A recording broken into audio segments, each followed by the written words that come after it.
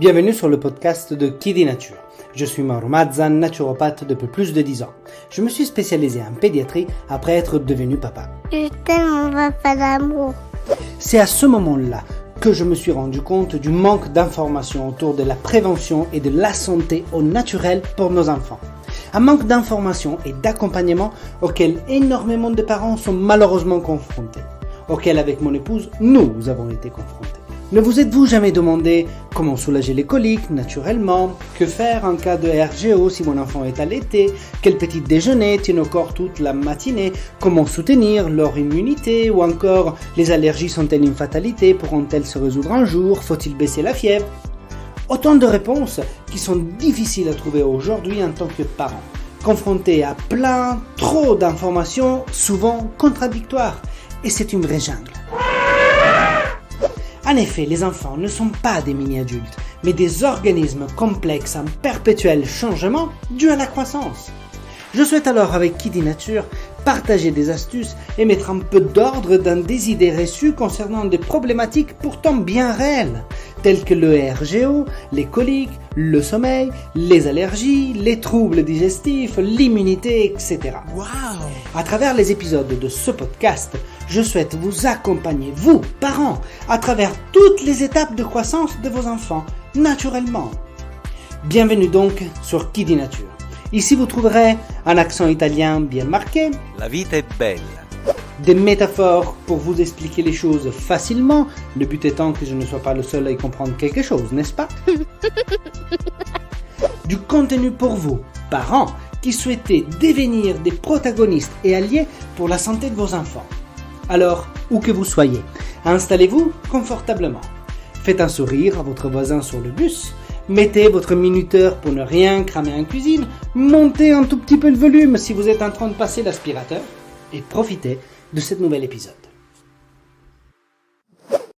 Dans cet nouvel épisode, nous allons découvrir une clé de lecture fascinante. Nous allons en réalité apprendre de quelle nature est fait votre enfant. Je vous donnerai le code et des stratégies pour les découvrir. La naturopathie se doit d'avoir une approche 100% personnalisée. En tant que thérapeute, nous ne devrons jamais simplifier. De base, existent tout de même des constantes sur lesquelles nous pourrions nous appuyer en tant que parents afin d'essayer de mieux comprendre la nature de notre enfant. Vous savez, déjà Hippocrate, qui était le père de la médecine allopathique, appelait ceci les tempéraments. Un tempérament est donc un espèce de cocktail, une sorte de mélange de différents ingrédients. D'un côté, ses tendances caractérielles, puis ses points de force et de faiblesse sur des différents plans, comme celui biologique, physique et psychologique, ainsi que son rapport au monde extérieur et aux émotions. Ces différents tempéraments, ces différentes natures, si vous voulez, doivent être interprétés comme un point de repère pour comprendre par exemple certains facteurs dominants chez vos enfants. Connaître le tempérament d'un enfant permet donc principalement de trouver le style de vie qui le mieux s'adapte à leur nature, connaître leurs points de force pour miser sur leurs capacités innées et protéger leurs points de faiblesse, sélectionner les expériences qui visent à l'amélioration sans bien sûr choquer l'organisme, et bien évidemment s'appuyer sur les capacités d'adaptation propres à cette nature à la recherche d'une vitalité maximale. À travers des différentes descriptions, vous découvrirez assez rapidement que certains de nos enfants collent parfaitement à ce profil. Je vous invite cependant à garder un certain recul. Ces différentes natures doivent être interprétées comme des caricatures, mais nos enfants ne en sont pas. Il n'existe donc pas une meilleure profil ou nature qui serait le plus souhaitable. Il n'y a pas de profil malchanceux. Un tempérament est avant tout, comme je vous disais tout à l'heure, un cocktail, un mélange de plusieurs facteurs qui crée donc une nature, une tendance, on peut l'appeler également une partie dominante. Mais malgré cette constitution dominante, il y a toujours une deuxième dimension compensatrice qui équilibrera le tout. Un enfant, donc, est un système en constant changement. Comprendre sa nature et comprendre la direction de son évolution. L'objectif de cet épisode est donc celui de commencer à vous présenter les deux premières natures. Alors, il y en a 4 en tout. Aujourd'hui, je vous présenterai celle du sanguin et celle du lymphatique. Vous savez, je dis souvent que la naturopathie est de la médecine de la personne et non pas celle du symptôme. La naturopathie est donc une médecine complémentaire. La clé de réussite est de la collaboration entre votre pédiatre et moi. Mais qu'est-ce que la naturopathie a de si différent comme approche par rapport à la vision de la médecine des hôpitaux ? Même si l'objectif de ces deux médecines est commun, c'est-à-dire le retour à la santé, les perspectives avec lesquelles les problèmes sont abordés sont nettement différentes. Dans la médecine des hôpitaux, donc la médecine allopathique, on met au centre de la réflexion le symptôme. La solution viendra donc grâce à l'action d'un médicament. Alors que dans la naturopathie, on se focalise sur l'individu. Puisque nous nous concentrons sur la recherche de la cause sous-jacente au symptôme, la solution se gagnera via une remise en cause d'un changement du style de vie. Plus simplement, je vous aide à détecter et à corriger les facteurs de perturbation. Wow! Cette perspective vitaliste met au centre de sa réussite les besoins des enfants, en prenant en compte leur singularité, leurs forces et leurs faiblesses, leur nature face à l'élément monde, leur atout face à la vie. Commençons donc par l'enfant de nature sanguine. La nature sanguine est associée à l'élément air. Ce sont ces enfants qui incarnent la jovialité, la vitalité. Ce sont des enfants qui dégagent naturellement une sorte de bonhomie et d'optimisme. Disons symboliquement que l'enfant de tempérament ou de nature sanguine, il est dominé par un instinct vital, associé donc à l'élément naturel air. Ce lien avec l'air s'exprime, disons, biologiquement via une vitalité du système cardio-respiratoire très très poussé. Disons que qui dit air dit communication. Donc, les enfants qui deviendront donc des adultes sanguins seront souvent des très bons leaders, des entrepreneurs ou des avocats. Il s'agit en effet d'un enfant de nature très puissante et forte. Physiquement, il transmet beaucoup d'assurance grâce, par exemple, à une cage thoracique qui est bien développée. Il s'agit donc d'un enfant qui est plutôt épanoui, plein d'entrain, disons prédisposé à la rencontre et sincèrement à l'aise et agile dans la communication. Un enfant de nature sanguine sera aussi plutôt volatile et moins prévisible. Un enfant changeant comme le vent, on pourrait dire. Bien évidemment, dans un sens positif, car il transmet de la spontanéité et de l'enthousiasme. En tout cas, une chose est sûre. Comme le vent, le sanguin est dynamique. Ils sont toujours en mouvement. On dira d'eux qu'ils ont du mal à rester assis sur une chaise, par exemple. Leur nature les amène à être de vrais jouisseurs de la vie. Ne sont pas rares les adolescents sanguins qui ont du mal, par exemple, à s'imposer une rigueur sportive, une discipline alimentaire ou une organisation maîtrisée dans les études. Si vous cherchez un enfant sanguin dans le cours de crèche ou des écoles, vous le trouverez là où ça bouge. Sa nature complètement tournée vers l'extérieur, vers l'autre, lui donne la réputation d'un enfant qui est sociable par excellence. Il est constamment à la recherche de l'échange, du contact avec les autres. Cet amour viscéral pour la communication, qui est vraiment comme un moteur, peut souvent l'amener à parler plus rapidement qu'un enfant d'un autre profil, on pourrait dire. On peut parfois avoir l'impression qu'il est pressé de communiquer. Par exemple, il pourrait être l'un de ces bébés, de ces fratries qui parlera plus vite que les autres. L'enfant sanguin aime la fête. Et comme vous vous en douterez, cette nature n'a pas que des avantages. En effet, les enfants de nature sanguine courent souvent le risque de devenir épuisants. Leur besoin d'interaction constante cache un profond besoin de sécurité. Un enfant sanguin risque de prendre un tout petit peu trop de place parfois, car il cherchera toujours à être au centre de l'attention.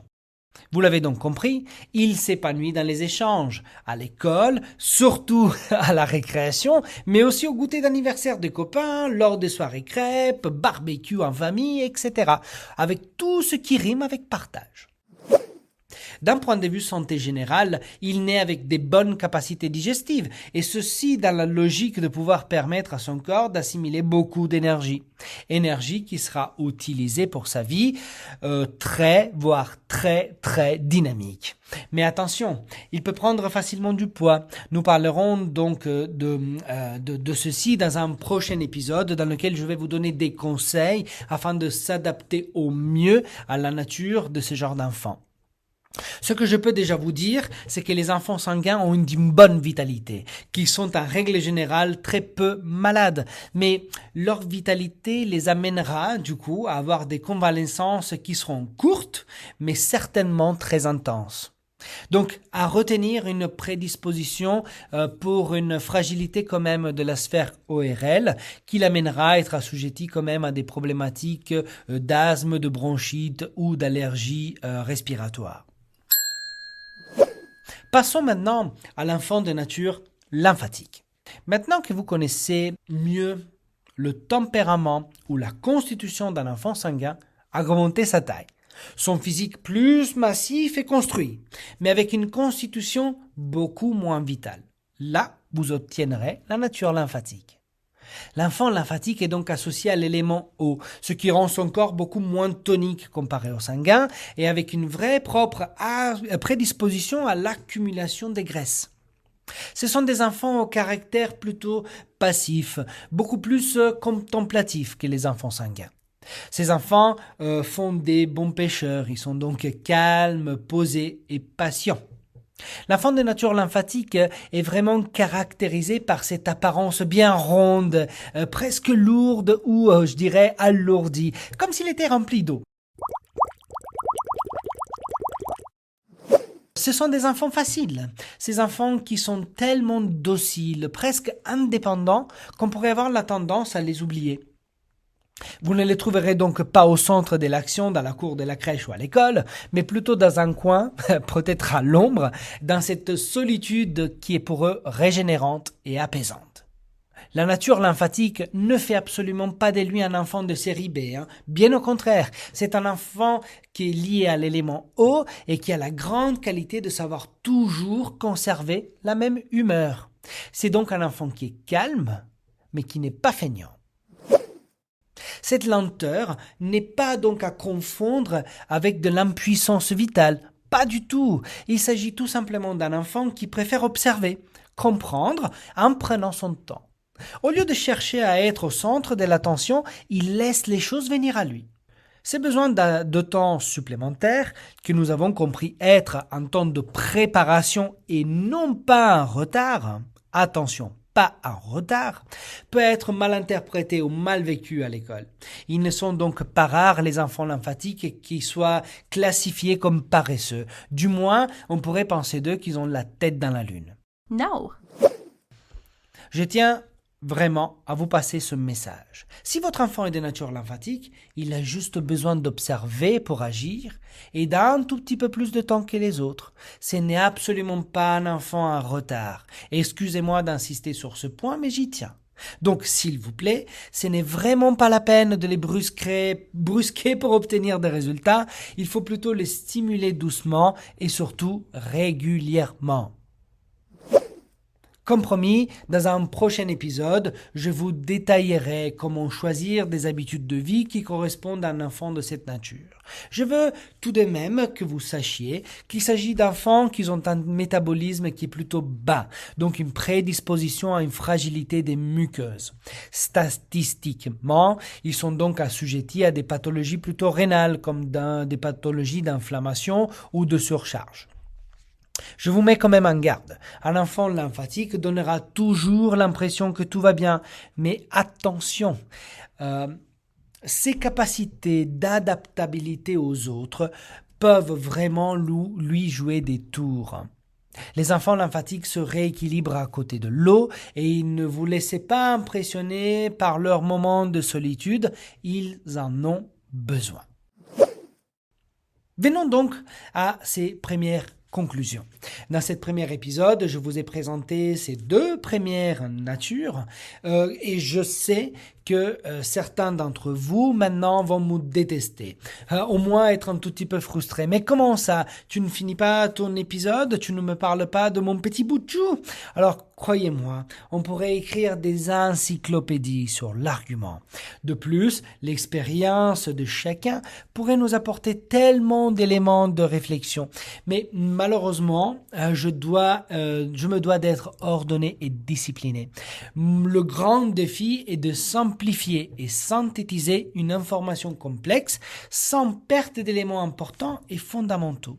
Donc je pense vraiment que vous partager ces informations sur 2 épisodes rendra le tout beaucoup plus clair et lisible. Je vous réserverai également, comme anticipé un tout petit peu plus tôt, un épisode entier et vraiment assez complet sur tous mes conseils inhérents à la vraie nature de nos enfants.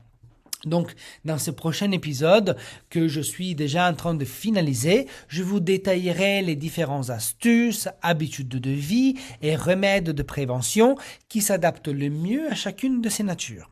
Pour l'instant, je vous laisse tout simplement commencer à métaboliser ces 2 premières natures, la nature sanguine et la nature lymphatique.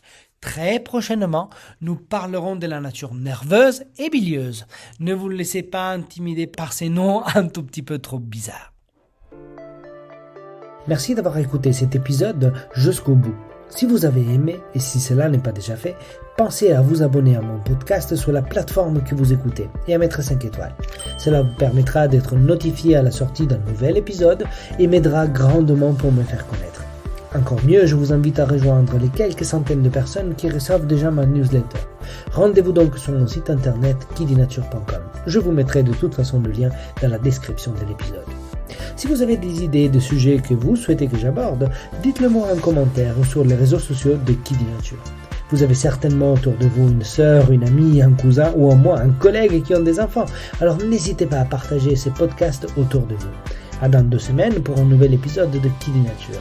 Et donne nos enfants à vivre plus fort.